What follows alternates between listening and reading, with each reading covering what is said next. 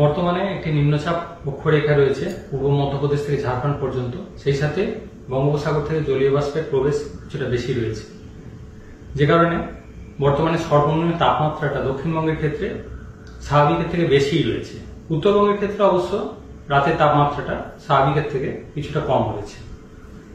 13 তারিখে প্রধানত বৃষ্টিপাতের সম্ভাবনা থাকছে হালকা থেকে মাঝারি ধরনের পশ্চিমের জেলাগুলো, সেই সাথে হুগলি, নদিয়া, মুর্শিদাবাদ এই জেলাগুলো দু এক জায়গায় হালকা বৃষ্টির সম্ভাবনা। 14 তারিখে আরেকটু বাড়বে, প্রধানত বিক্ষিপ্তভাবে বৃষ্টিপাতের সম্ভাবনা থাকছে হালকা থেকে মাঝারি ধরনের বৃষ্টি পশ্চিমের জেলাগুলো, অন্যান্য জেলাগুলো দু এক জায়গায় হালকা বৃষ্টি। দু এক জায়গায় বজ্রবিদ্যুতের সম্ভাবনা থাকছে 13 থেকে 14-র মধ্যে, মেনলি পশ্চিমের জেলাগুলো। 15 তারিখে বিক্ষিপ্ত বৃষ্টি হালকা থেকে মাঝারি ধরনের থাকার সম্ভাবনা থাকছে। উত্তরবঙ্গের জন্য প্রধানত মালদা, 2 দিনাজপুর এই জেলাগুলো হালকা থেকে মাঝারি বৃষ্টির সম্ভাবনা। উত্তরের জেলাগুলো 14 তারিখে দু এক জায়গায় হালকা বৃষ্টির সম্ভাবনা।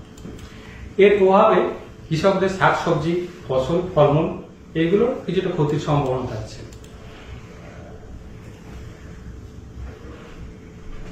তারপর 16 থেকে 19 তারিখ পর্যন্ত প্রধানত শুষ্ক ওয়েদার থাকবে।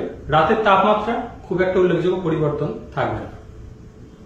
কলকাতা পার্শ্ববর্তী অঞ্চলে 13 তারিখ আংশিক মেঘলা আকাশ, 14 থেকে 15-র মধ্যে দু এক জায়গায় হালকা ধরনের বৃষ্টির সম্ভাবনা থাকবে। সর্বনিম্ন তাপমাত্রা 19-20 ডিগ্রির কাছাকাছি, সর্বোচ্চ 28-29-এর কাছাকাছি থাকবে। দার্জিলিং এর জন্য 14 তারিখ দু এক জায়গায় হালকা বৃষ্টির সম্ভাবনা থাকছে।